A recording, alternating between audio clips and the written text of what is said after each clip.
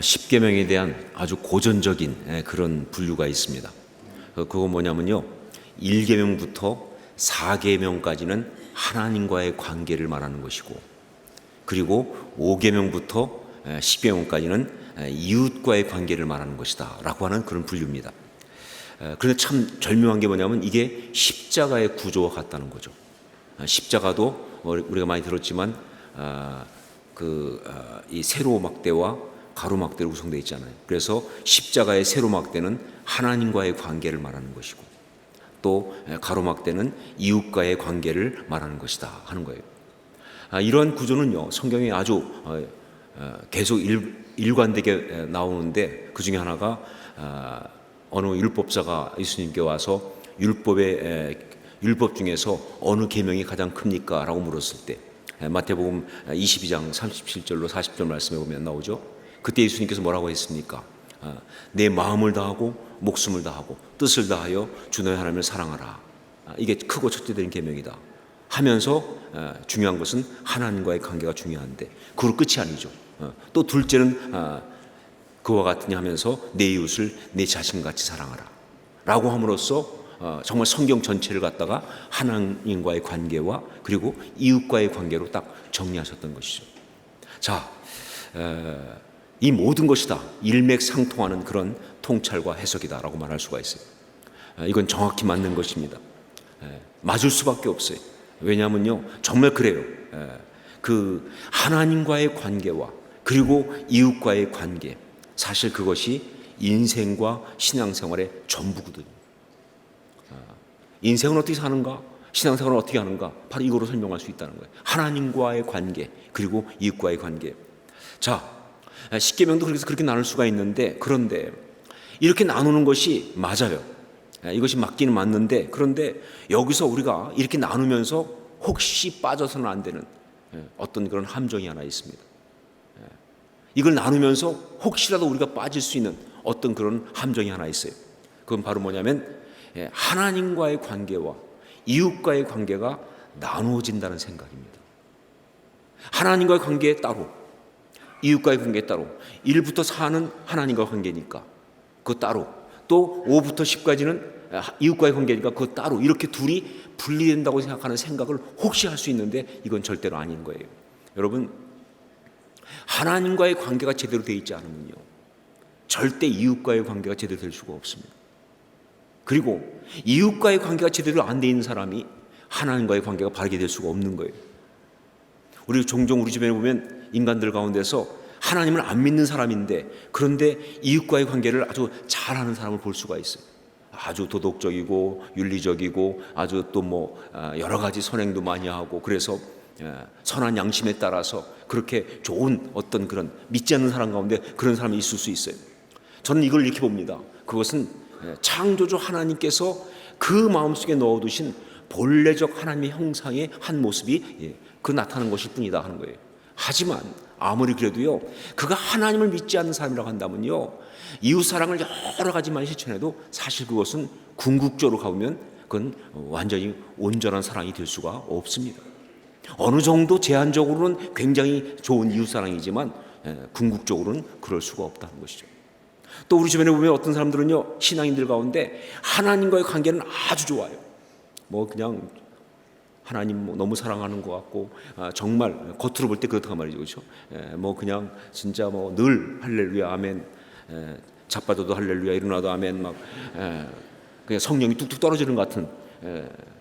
그런데 이웃과의 관계가 영 아닌 사람이 있어요. 상처 때문인지 혹은 상황 때문인지 하여간 이웃과의 관계가 너무 안 좋은 그런 사람이 있을 수 있는데, 자, 이런 경우에 분명한 건 뭐예요? 그의 하나님과의 관계는 가짜라는 것입니다. 절대로 진짜일 수가 없다. 이웃과의 관계가 그렇게 엉망이라면 결국은 확실하게 말할 수 있는 건 이것입니다. 정말 분명하게 말할 수 있는 건 이거예요.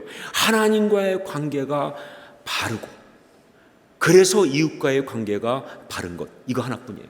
둘은 분리될 수가 없다는 겁니다. 따로따로일 수 없다는 거예요. 그렇기 때문에 이 10계명도 말이죠, 제1계명부터 4계명까지는 하나님과 관계라고 하는 어떤 영적인 생활을 말하고, 그 다음에 5계명부터 10계명까지는 이웃과의 관계라고 하는 어떤 그런 이 세상에서의 삶을 말하는 것이다라고 하는 식으로 그렇게 할 수 없고, 여러분 1부터 4까지 계명도 말이죠, 이 땅 가운데 살아가는 우리들의 삶의 모습, 그게 다 들어가 있다는 거예요. 절대 분리될 수 없다는 거예요. 특별히 그 가운데 바로 이 네 번째 계명은요, 정말 이 두 가지가 합치는 겁니다.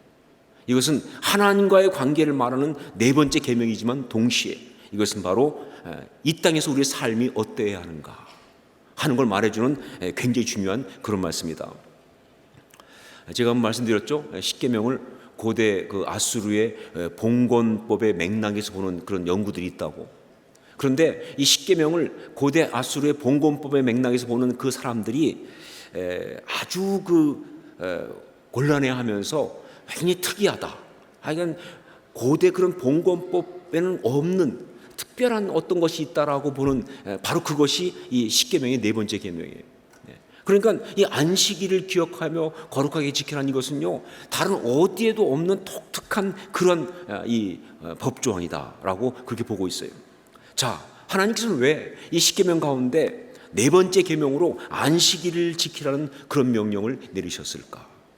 하나님은 왜 그런 말씀을 넣으셨을까? 여러분, 제가 설교하면서 여러분 말씀드렸지만 절대 이거 하나님을 위한 거 아닙니다. 혹시 어떤 사람들이 기여하는 사람이 있어요. 이건 뭐냐면 하나님이 네가 아무리 바빠도 일주일에 한 번은 나를 위해 시간을 내야 한다, 이렇게 말씀하신 거로 자꾸 생각하는 분이 있어요. 여러분, 이런 거는요 하나님이 하시는 말씀이 아니에요. 이런 건 그냥 저희 집에서 우리 사람이 저한테 하는 이야기입니다. 그런 거지, 하나님이 치사하게 네가 아무리 바빠도 일주일에 한 번은 나를 좀 보러 오면 안 되겠니? 뭐 이런 식으로 구차하게 말씀하실 분이 아니라는 거예요. 절대로 그런 얘기 아닙니다. 이건 하나님을 위한 그런 요구조항이 아니에요. 그렇다고 해서 이것을 갖다가 신앙을 가지려면 적어도 일주일에 한 번은 안식일을 지켜서, 그래서 온전히 예배드리고 신앙적인 어떤 그런 관심을 가진 쪽으로 살아야 한다, 나머지 6일은 아니더라도 하루만큼은 적어도 그렇게 살아야 한다라고 해석할 수도 없어요. 왜냐하면요, 우리가 알지만 하나님은 절대 우리 삶의 7분의 1만을 요구하는 분이 아니기 때문에, 우리 삶의 7분의 1만 거룩하면 돼 라고 하실 분이 아니에요. 정말 나머지 전체의 모든 것이 다 하나님과 동행하면서 아름다워야지 7분의 1만 그러면 된다, 이렇게 말씀하실 분이 아니기 때문에 이걸 그런 식으로 해석할 수도 없다는 거예요. 혹은 어떤 사람은 이렇게 해석합니다. 이 안식이란 날은 특별한 날이다. 다른 날하고는 달리 안식일은 특별한 날이어서 바로 그날은 거룩해야 한다, 다른 날은 몰라도, 이렇게 해석하는 분이 있어요. 그런데 이것도 말이 안 되는 게, 여러분, 모든 날이 거룩한 겁니다. 모든 날이 하나님의 작품이에요. 안식일만 하나님이 지으신 게 아니에요. 모든 시간은 하나님이 다 만드신 거예요. 하나님 축복을 주신 거예요. 그런데 안식일만 따로 거룩하고 나머지는 그냥 아니다라고 말하는 것은 그건 정말 신학적으로 바르지 못해요. 이건 성경적이지 않습니다. 그렇기 때문에 이 날만을 갖다가 특별히 거룩하게 하려고 하는 어떤 그런 시도로 이 말씀을 해석하는 것은요, 굉장히 잘못된 거예요. 특히 그 유대인들이 바로 이런 짓을 오랫동안 해왔습니다.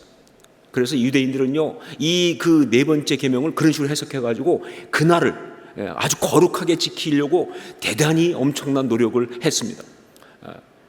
그래서 그러다 보니까 사실 유대인의 율법 가운데 미슈나라든가 이런 걸 보면 나오지만, 그 중에 정말 웃지 못할 해프닝이 가장 많이 일어나는 것이 바로 이 안식일법이에요.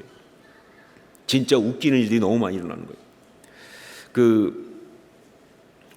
안식일법 그러면요, 이 그냥 간단한 말씀이잖아요. 안식일을 기억하여 거룩하게 지키라 그랬잖아요. 그랬는데 이게 이 간단한 계명이 어떻게 발전됐냐면요, 우선 이게 두 가지 부분으로 나눠졌습니다. 그래서 이 미슈나나 이거 보면은 하나는 뭐냐, 불사용에 관한 것, 불사용에 관한 것, 이렇게 된 거예요. 이 불사용이 하나가 불사용에 관한 것이고 또 하나는 활동 범위에 관한 것, 이렇게 나눠진 거예요.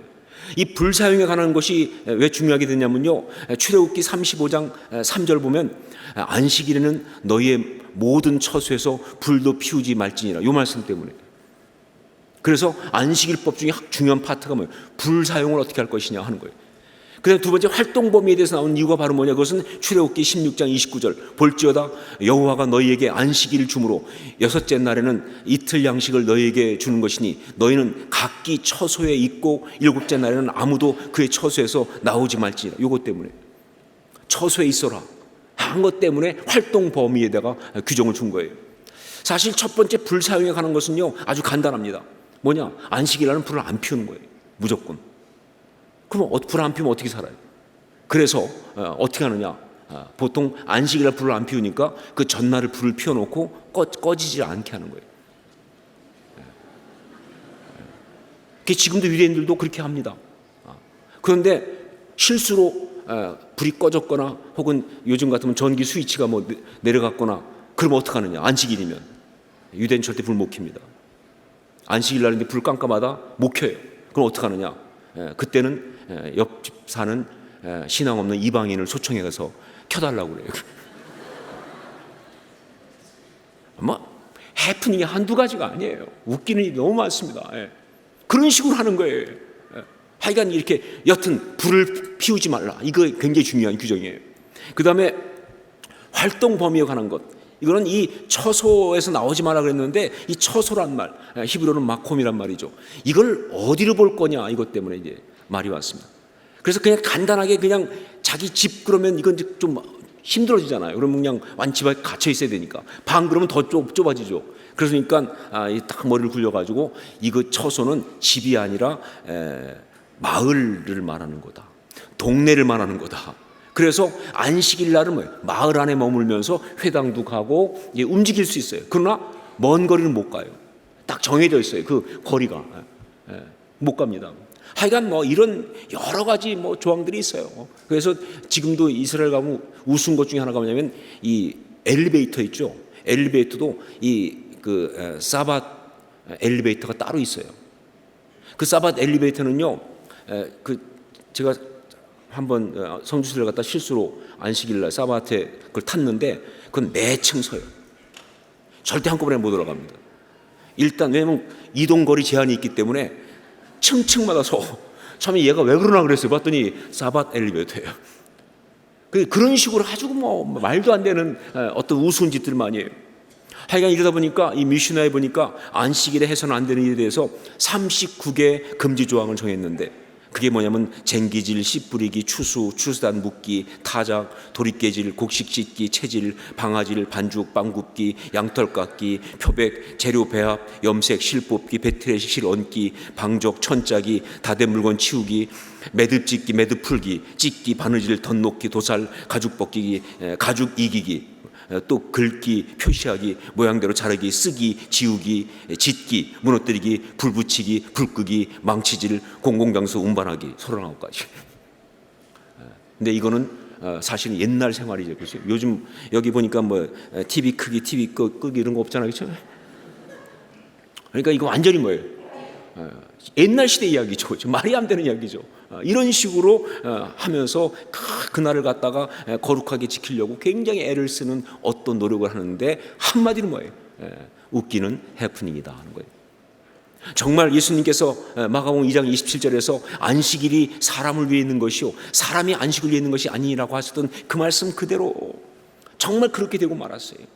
그 안식일을 지키라고 하는 건 분명한 거예요. 하나님께서 사람을 위해서 하신 것인데 사람이 그것 때문에 정말 이렇게 불편하게 살아가는 말도 안 되는 상황들이 벌어진 것이다. 안식일에 대한 이 말씀을 잘못 해석한 그런 결과로 나온 것이다. 자, 그렇다면 어떻게 봐야 하는가? 그 단서가 이 계명을 설명하는 말씀 가운데 정확히 들어 있습니다. 하나님께서 안식일을 기억하여 거룩히 지키라고 말씀하시면서 쭉 이렇게 설명을 하셨는데 거기에 그 단서가 들어가 있어요. 어떻게 하는 것이 맞는 것인지. 자, 우선 여러분이 한 가지 봐야 될 것이 있습니다. 오늘 말씀 보면 알겠지만 안식일을 기억하여 거룩히 지키라는 명령을 할 때 이것은요 안식일을 무엇 하면서 어떻게 지키느냐는 포인트가 아니에요. 그것보다는 안식일에 무엇을 하지 않느냐 쪽에 포인트가 있어요. 이게 참 중요한 포인트입니다. 그러니까 말씀 보면 안식일에는 뭘 해야 한다, 이게 중요한 것이 아니라 안식일에는 무엇을 하면은 안 된다가 바로 안식일을 지키는 중요한 포인트예요. 이 안식이란 말 히브리어는 샤밧이잖아요. 샤밧. 영어로 세버스란 말이 거기서 나왔지만 이 샤밧이란 뜻이 뭐냐? 쉬다, 중지하다 그런 뜻이에요. 그러니까 안식일은 하는 날이 아니라 안 하는 날이에요. 중지하는 날이에요. 무엇을 하지 않는 것, 정확히 더 말하면 어떤 것으로부터의 벗어남, 어떤 것을 하지 않음, 이게 안식일의 굉장히 중요한 요점이에요. 자, 그런데 그 중요한 것이 뭐냐? 그러면 그 안식일이 정말 중요한 이 요점이 되는 그게 바로 뭐냐? 그것이 오늘 이 십계명 가운데 보면 9절 말씀에 한 단어로 표현되고 있습니다. 9절 말씀을 함께 읽겠습니다. 9절 같이 읽겠습니다. 엿새 동안은 힘써 내 모든 일을 행할 것이나. 자, 엿새 동안은 힘써 내 모든 것을 행할 것이나.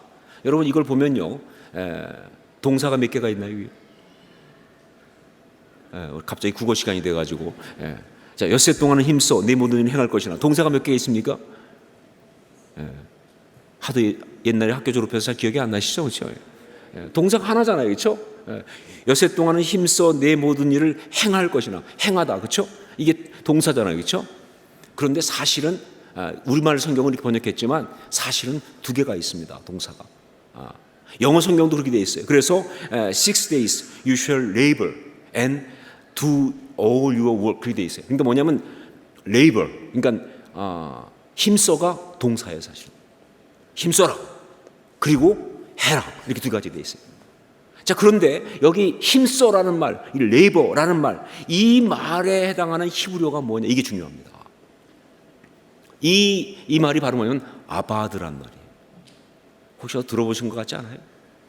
저하고 성경 공부 많이 했으면 한 번쯤은 들어봤을 텐데, 정말 감사하게 여러분이 정말 잘 잊어버리시는 거에 대해서 내가 얼마나 감사한지 몰라요. 늘 새롭잖아요, 그렇죠? 그건 주님이 주신 은사이기 때문에 계속 개발하셔야 합니다. 아바드, 노동이란 말이에요. 굉장히 중요한 말입니다. 그런데 바로 이 레이버, 즉 힘써, 이 말이 바로 아바드란 단어예요. 그런데 여러분 아셔야 될 게 있어요. 이 아바드란 단어는요, 하나님께서 인간을 창조한 이유입니다. 그리고 그렇게 하나님이 창조하신 인간에게 주신 사명이에요. 그만큼 중요한 말입니다.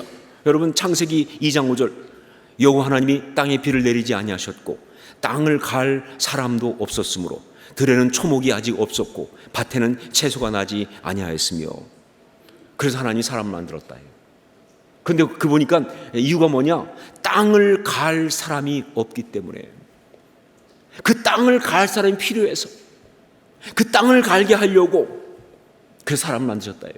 자, 그런데 여기에 나온 이 땅을 간다라는 게 바로 뭐예요? 아바드입니다. 이게 아바드예요. 또 뒤에 보면 창세기 2장 15절 말씀, 여호와 하나님이 그 사람을 이끌어 에덴 동산에 두어 그것을 경작하며 지키게 하시고. 두 가지 사명을 주셨죠. 에덴 동산 할 게 뭐냐? 경작하며 뭐예요? 지키게 하시고. 사람에게 주어진 두 가지 중요한 사명입니다. 근데 그 중에서 경작하고가 바로 뭐예요? 아바드. 그러니까 하나님 우리에게 주신 중요한 두 가지 사명 중에 하나가 아바드예요. 아바드는 그만큼 중요한 거야. 하나님은 왜 사람을 지으셨는가? 아바드를 하라고. 그러니까 하나님의 이 형상대로 지음받은 사람이 할 일이 무엇인가? 아바드. 그것이라는 거죠, 그렇죠? 자, 이게 너무너무 중요한데, 그런데 이 아바드라는 것이, 즉 이 노동한다는 게, 경작한다는 게, 이게 사람한테 너무너무 중요한 그런 어떤 사명인데, 그런데 사실 여기에 좀 문제가 있을 수 있다는 거죠. 하나님이 그걸 보셨어요. 이걸 그대로 두면 문제가 있을 수 있겠다. 왜냐하면요, 노동을 하는 건 좋은데 사람의 속성상 보니까 노동하다 보면 노동에 빠져. 계속 일만 해. 왜냐하면 이 노동은요, 노동이 아니에요. 사실은요, 뭐냐면요, 관리하는 거예요. 하나님께서 만드신 이 모든 것을 하나님 뜻대로 관리하는 거예요. 우리가 그냥 뭐 시킨 대로 일만 하는 게 아니라, 우리 보고 이 땅의 모든 것을 뭐예요? 다스려라 그랬잖아요, 그렇죠? 이게 다스리는 거예요, 이건요. 이건 다 관리하는 건데, 그런데 그렇게 하나님 뜻대로 다스리려면 어떻게 돼요? 하나님과 관계가 먼저 있어야 되는 거예요. 하나님과 관계가 있는 상태에서 하나님 뜻을 받아가지고 해야 되는데, 인간이 보니까 어떤 경향이 있느냐? 하나님과 관계가 아니라 일 시작하면 그것만 하는 거예요. 거기에 빠져버려요. 하나님과의 관계가 자꾸 연결이 안 되는 거예요. 하나님이 이걸 딱 보시는 것이 바로 뭐냐? 사람이 혼자 사는 것이 좋지 아니하니 그겁니다. 외로워서가 아니에요. 아이고 아담 혼자 두니까 호레비 냄새 나서 안 되겠다, 그런 거 아니에요.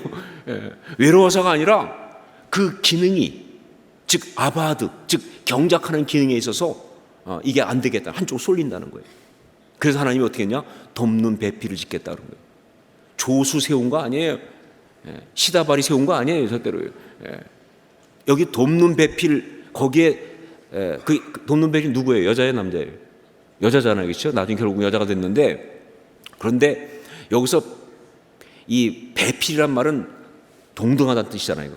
똑같은 카운터파트예요. 그런데 돕는다는 말, 이게 에제르란 말인데, 이 에제르란 말은요, 성경에 하나님이 사람 도울 때만 쓰는 말입니다. 그러니까 결국은 돕는 배필은 뭐냐? 하나님과의 관계를 연결하는 그 파트를 맡을 사람을 따로 세우셔가지고, 그래서 한쪽은 원래 남자 쪽, 그쪽은 아바드 일하게 하면서, 그러면서 또 여자 쪽 파트는 뭐예요? 하나님과 관계를 연결시키는 이런 아주 구조를 만드신 거예요. 이게 하나님의 창조의 비밀입니다. 자, 그런데 이런 처방에도 불구하고 인간이 타락을 하면서 이게 무너집니다. 그러니까 인간이 타락하는 순간 이게 무너지는데, 그것도 안타깝게 그 하나님이 그렇게 서로 좀 하나님 뜻을 따라 하라고 했던 이 둘이 합작해가지고 무너졌잖아요, 지금. 그래가지고 무너졌는데, 여러분 아실 게 있어요. 바로 인간이 타락했을 때 그 타락한 인간에게 주어진, 물론 인간 상호 관계도 많이 깨졌지만 주어진 최초의 어떤 그런 고통의 이야기가 바로 뭐냐면 아바드의 문제였어요. 창세기 3장 19절 보니까 내가 흙으로 돌아갈 때까지 얼굴에 땀을 흘려야 먹을 것을 먹으리니, 그때부터 아바드는 고통이 됐습니다. 그것은 수고가 됐어요. 그건 아주 힘든 이야기가 됐어요. 아바드가 깨진 거예요. 그게 잘못된 거예요. 그러면 거기에 뭐예요? 그냥 빠져버릴 수밖에 없는. 정말 그냥 겨우겨우 살아도 막 하여간 어떻게 먹고 살 수 없을 만큼 계속 노동해야 되는 어떤 그런 상황, 그런 쪽에 가버린 어떤 그런 모습이 되고 만 거예요. 이것이 바로 깨어진 인간의 모습입니다. 하지만 우리 하나님 포기 못하시죠. 여러분 아시죠? 하나님 포기 못하시는 거. 하나님은 절대 포기 못하시거든요. 그래서 하나님은요, 그 모든 것을 그냥 포기할 수 없이 그런 가운데 있는 인간들을 갖다가 다시 한번 거룩한 사람으로 세우기를 원하셨어요. 그것이 바로 하나님의 구속의 역사 아닙니까? 십계명도 바로 그겁니다. 십계명도요, 정말 그냥 뭐 하나님께서 그냥 뭐 너 이렇게 살려면 이렇게 살아 하고 주신 법이 아니라, 말씀드렸지만 이 땅 가운데 있는 하나님의 사람의 아름다움, 하나님의 사람은 이렇게 살아야 한다 하는 걸 보여주기 위한 하나님의 그림이에요. 바로 그 십계명이 이 땅 가운데, 죄 가운데 있지만 그러나 그 가운데 하나님의 사람답게 살아가는 아름다운 모습을 향한 하나님의 그림이라고 한다면, 그 중에 바로 사계명이 바로 뭐냐? 바로 이 아바드의 문제를 다루는 거예요. 그래서 하나님은요, 제 4계명을 말하면서 안식일을 기억하여 거룩히 지키라라고 하시고 나서 왜 그래야 되느냐 이유를 낼 때 하나님은 창세기를 끌고 오시는 거예요. 창조 이야기, 바로 창조자의 시간 관리, 창조의 구조, 이걸 끌고 들어오시는 거예요. 이게 출애굽기 오늘 말씀에 나오지 않습니까? 그게 11절 말씀이죠. 11절 말씀을 함께 읽겠습니다. 같이 읽습니다. 이는 엿새 동안에 나 여호와가 하늘과 땅과 바다와 그 가운데 모든 것을 만들고 일곱째 날에 쉬었음이라. 그러므로 나 여호와가 안식일을 복되게 하여 그날을 거룩하게 하였느니라. 하나님께서 6일 동안 세상을 창조하시고 그리고 하루를 쉬었다는 이야기를 하면서, 이건 뭐예요? 놔두셨으니까 너도 쉬어라, 그게 아니죠, 그렇죠? 창조자의 원리라는 겁니다. 이건 창조자의 시간 관리예요. 창조의 구조다 그 말입니다. 그렇기 때문에 정말 우리가 다시 한번 이 땅 가운데서 정말 하나님께서 주신 진정한 아바드의 어떤 그런 역할을 감당하면서 제대로 살아가려고 한다면 바로 이 창조자의 어떤 시간관리, 창조의 원리를 가져와야 한다는 겁니다. 이것이 바로 이 말씀의 중요한 의미인 거예요. 조금 어려운 얘기를 하겠습니다. 그냥 중요한 건 아니니까 그냥 혹시 듣다가 잘 이해가 안 되면 잊어버리셔도 됩니다.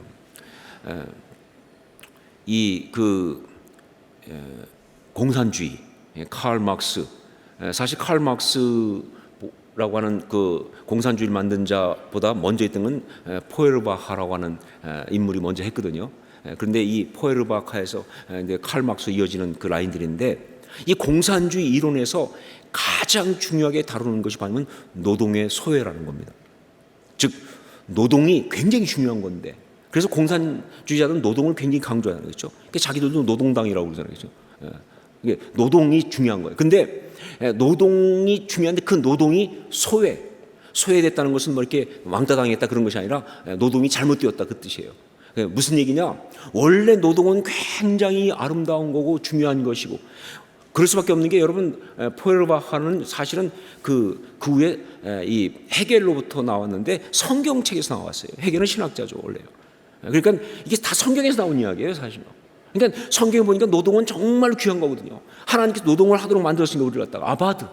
그런데 이 노동을 하면서 정말 귀한 건데, 이게 노동하다 보니까 그 노동의 결과를 가지고 자본가들이 생기기 시작하면서, 이것들이 자본을 가지고 노동을 갖다가 뭐 이렇게 집약시키고 자기 걸 소유하고 사람들 노동을 시키면서 그 이익을 착취하고, 그러면서 결국은 이 노동을 갖다가 뭐 소외시켰다, 노동을 변질시켰다. 그래서 세상에 문제가 있는 거다, 자본주의가 그래서 문제가 있다. 이게 이들의 이론입니다. 그렇기 때문에 어떻게 해야 되느냐 할 때 뭐예요?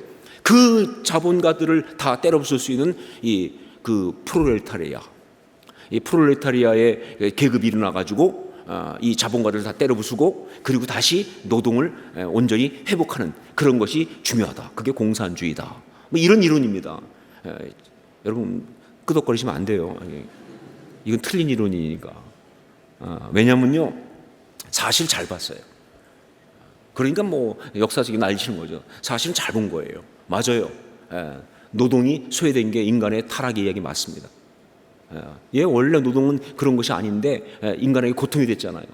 그건 맞아요. 그런데 이 노동의 소외라는 것이 사실은 어떤 계층에 의해서 일어나는 것이 아니에요. 이걸 잘못 본 거예요. 자본가들이 이렇게 한 게 아니라 결국은 이 노동의 소외가 일어난 이유가 뭐냐면 인간 속에는 죄성입니다. 인간 속에는 이 죄성, 즉 이기심, 욕심, 교만, 이것 때문에 일어난 거예요. 그렇기 때문에 어떤 계층을 때려부순다고 해서 이게 해결될 문제가 아니에요. 여러분 아시지만 지금 공산주의 가보면 더 심하잖아요. 그렇죠? 말은 다 공산주의라고 말하지만 결국은 공산당 간부들 보면요, 이건 옛날 어떤 그런 왕보다 더 권력 구조가 있잖아요. 그렇죠? 김정은 달 때 인민복만 입고 다니면 뭐예요? 그게 소박한 옷인가요? 누가 그걸 봐도 노동한다고 합니까? 그렇죠? 안 하잖아요. 그렇죠? 옷만 그렇게 입는 거죠. 그런 식으로 말이죠. 완전 이건 변질이잖아요. 어느 계층 때려잡는다고 될 문제가 아니에요. 정말 이 노동의 소외를 갖다가 제대로 바꾸려면요, 하나밖에 없어요. 뭐냐? 말씀으로 돌아가야 됩니다. 복음으로 돌아가야 되는 거예요. 십자가로 돌아가야 되는 거예요. 바로 그것이 뭐냐? 안식일을 기억하여 거룩히 지켜라는 이 계명의 정신이에요. 바로 그 정신으로 돌아가야, 그래야만이 이것이 되는 것이다. 자, 그렇다면 안식일을 기억하여 거룩히 지키라는 이 계명의 핵심 정신은 뭐냐라고 할 때, 그럼 뭘 말하는 거냐? 이것은 이런 말입니다.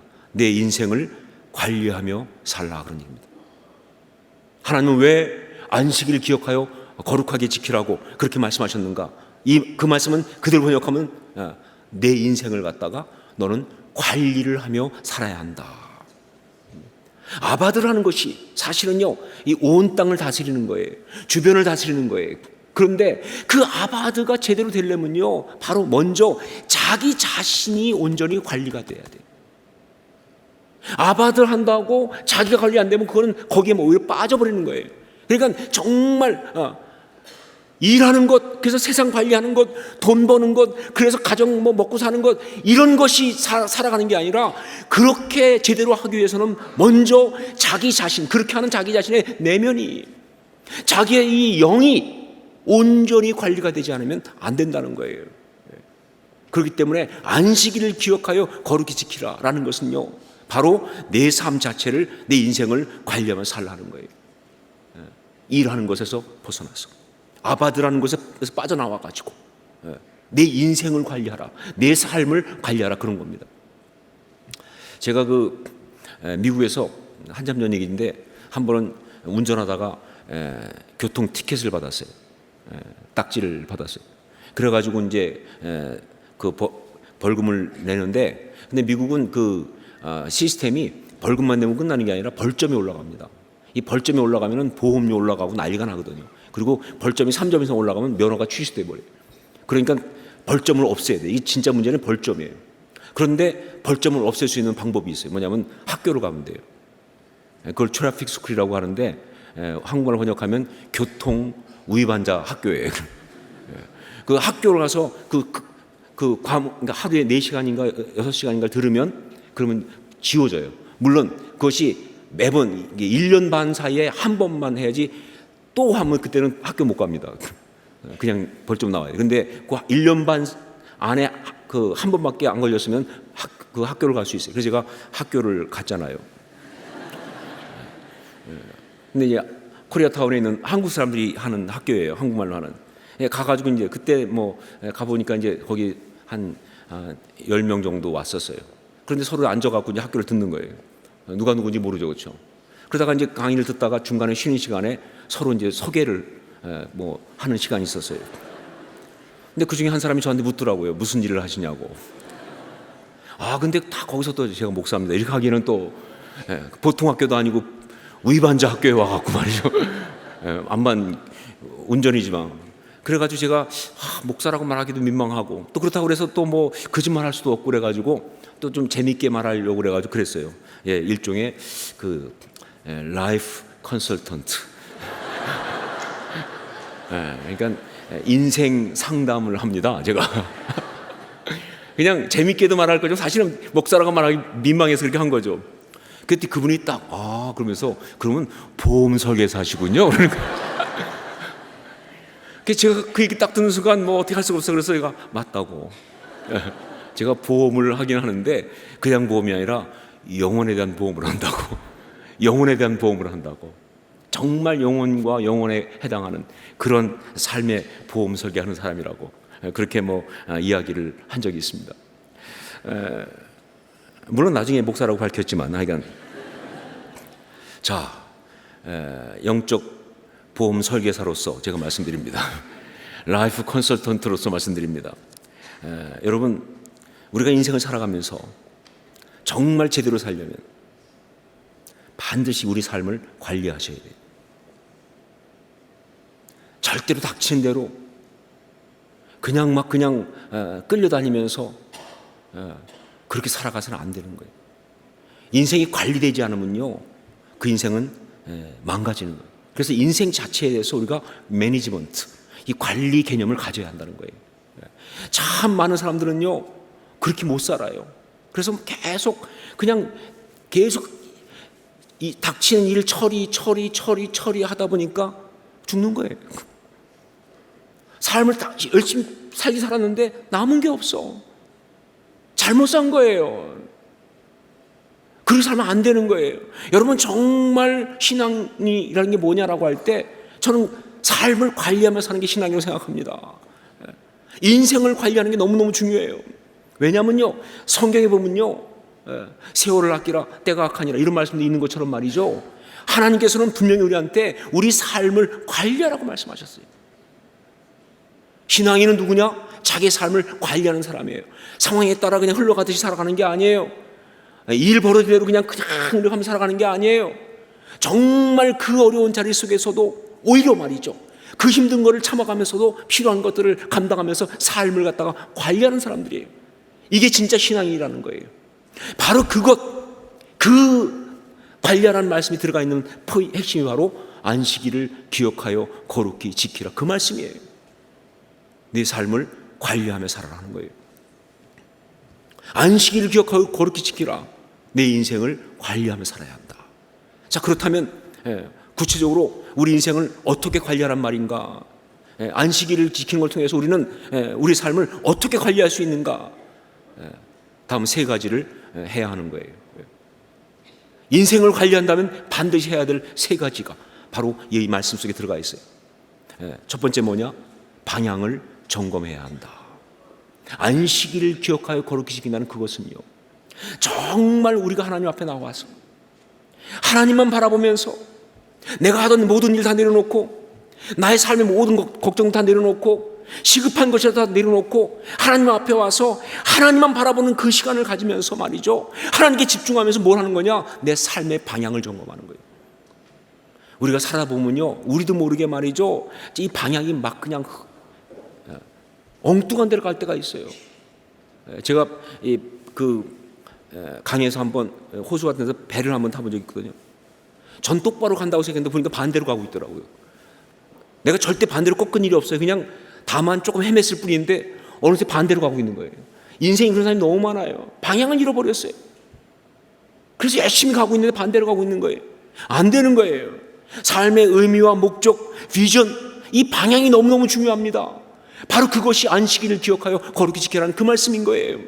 하나님 앞에 와서 말이죠, 창조자인 그 주님의 말씀을 붙잡고 정말 그 주의 말씀 가운데서 정말 나에게 임하신 어떤 그 하나님 뜻이 무엇인지 발견하면서, 그러면서 우리가 붙잡아야 될 게 바로 뭐냐? 삶의 방향이에요. 여러분이 정말 말씀 앞에 설 때마다 놓치지 않고 이 삶의 방향과 목적과 비전을 발견하는 그런 진정한 신앙의 삶 될 수 있기를 주의 이름으로 축원합니다. 그게 우리가 예배드리는 이유예요. 왜 오늘 여기 오셨습니까? 와서 왜 설교를 듣습니까? 왜 찬양을 합니까? 우리는 왜 기도합니까? 그 중요한 3분의 1은 바로 뭐냐? 삶의 방향을 다시 한번 온전히 잡기 위해서. 나도 모르게 빗나가 있었어요. 나도 모르게 잘못되어 있어요. 그것을 잡기 위해서. 이게 중요한 것이다. 자, 두 번째, 안식일을 기억하고 거룩히 지킨다는 이것은 어떤 것이냐라고 할 때 바로 충전 및 보수의 시간을 가져야 합니다 하는 것이죠. 충전 및 보수의 시간. 여러분, 우리가 말이죠, 살아가면서 이런 일 저런 일 겪다 보면요, 끊임없이 우리 마음에 어떤 그런 데미지를 입어요. 우리 보통 얘기할 때 부부싸움은 칼로 물베기 그러잖아요, 그렇죠? 제가 볼 때는요, 그건 진짜 무식한 소리입니다. 부부싸움도 하고 나면 데미지가 남아요. 절대 괜찮은 게 아니에요. 분명히 출혈이 납니다. 에너지가 빠져나가요. 삶에 대해서 기대가 없어져요. 자기도 모르게 내면이 상해요. 영적 에너지가 방전된다고요. 정말 그것만이 아니죠. 살아가면 돈 벌기 위해서 애쓰는 것도 다 마찬가지예요. 돈 벌기 위해서 이리 뛰고 저리 뛰고 힘들어하고 하다 보면 자기도 모르게 말이죠, 이 마음이 뒤틀리고 삭막해지고 생명이 빠져나가고 피곤하고 뒤틀려버리고 그런 마음이 든다는 것이죠. 방전되는 거예요. 자녀의 문제도 그렇습니다. 방전돼요. 이웃과의 관계도 그래요. 몸이 아픈 것도 그렇습니다. 어떤 진로가 안 풀리는 것도 그렇습니다. 이런저런 것 있을 때마다 그 모든 것은 다 우리에게 영적 데미지를 안겨오고, 그러면서 우리는 방전이 돼요. 여러분, 이거 충전 안 하면요, 심각한 상황이 옵니다. 이거 보수 안 하면 삶이 망가져요. 정말 충전하는 게 필요해요. 그래서 우리한테 정말 충전이 필요해요. 우리는 정말 보수가 필요해요. 근데 어떻게 충전하는 것이냐? 어떻게 보수하는 거냐? 바로 뭐예요? 생명의 근원이신, 나를 지으신 그 하나님 앞에 나와서 그 하나님만 바라보면서 하나님과 접속하는 거예요. 이게 중요한 거예요. 창조의 손길로 다시 나를 만지시도록 말이죠. 창조의 그 은혜가 내게 다시 임하시도록 하면서 체험받고 회복되는 게 너무너무 중요하다는 것이죠. 여러분, 예레미야 8장 22절 말씀 보니까 길라새는 유향이 있지 아니한가, 그곳에는 의사가 있지 아니한가?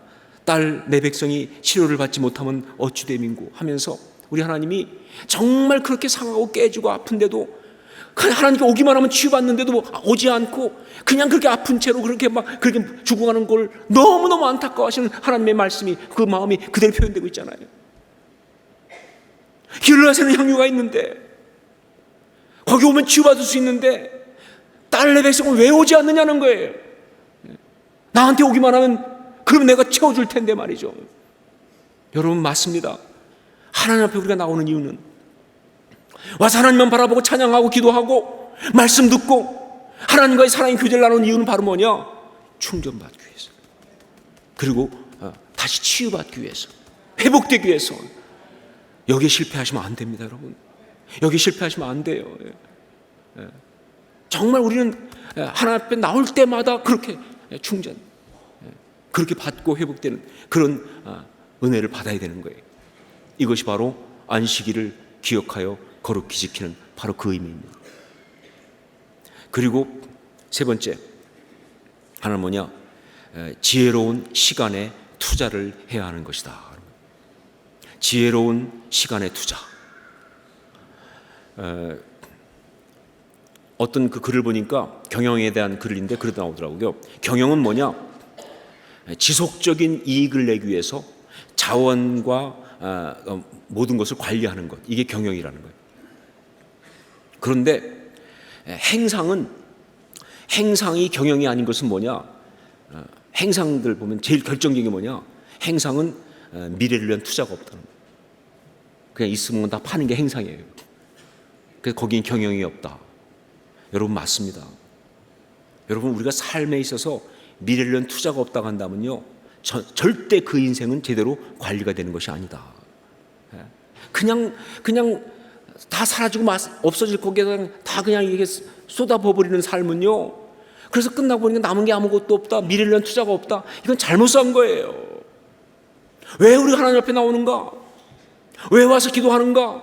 왜 와서 말씀을 듣는가? 왜 찬양을 하는가? 왜 하나님의 나라를 위해서 어떤 우리의 수고를 하는가? 왜 전도하는가?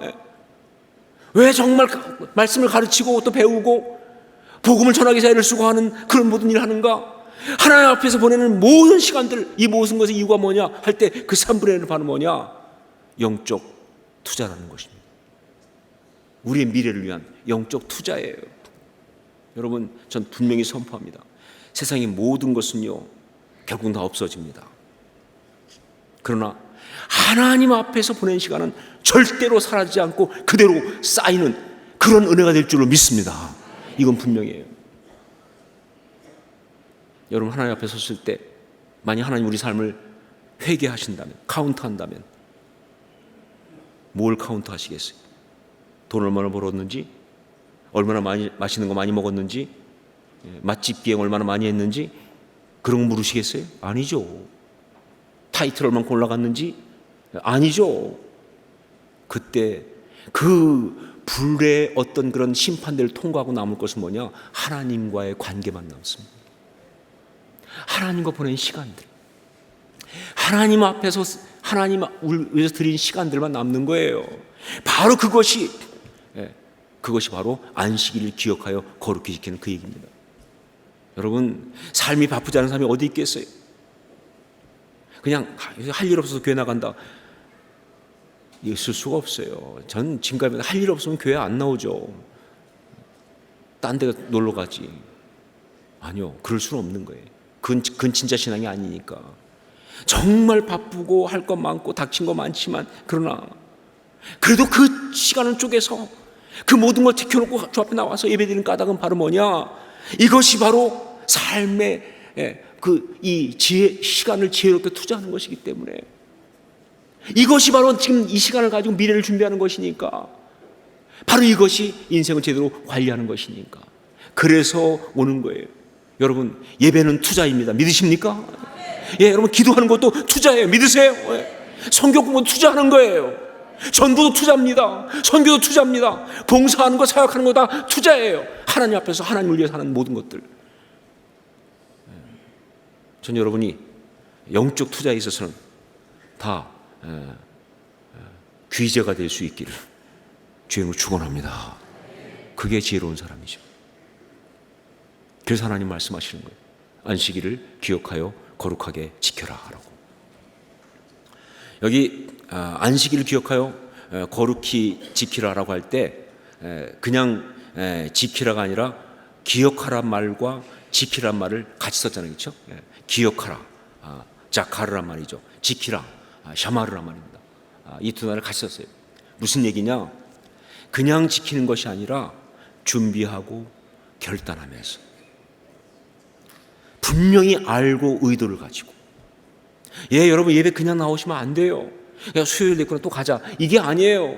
지금 내가 가는 이 시간이 얼마나 중요한지를 알면서,